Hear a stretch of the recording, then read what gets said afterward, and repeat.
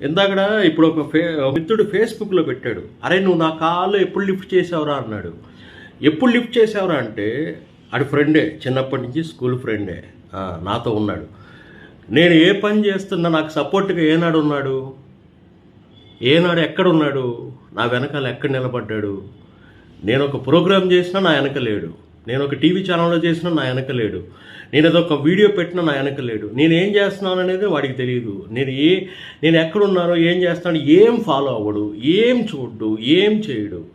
నాకు ఏ సపోర్ట్ లేదు. ఎవరో తెలియని కొత్త వాళ్ళు, నన్ను అభిమానించేవాళ్ళు, బయట వాళ్ళు, నాకు నా కళ పట్ల ఆసక్తి ఉన్నవాళ్ళు, వాళ్ళు నన్ను అభిమానించారు, వాళ్ళు నా వెనకాల ఉన్నారు. వీళ్ళు లేరు.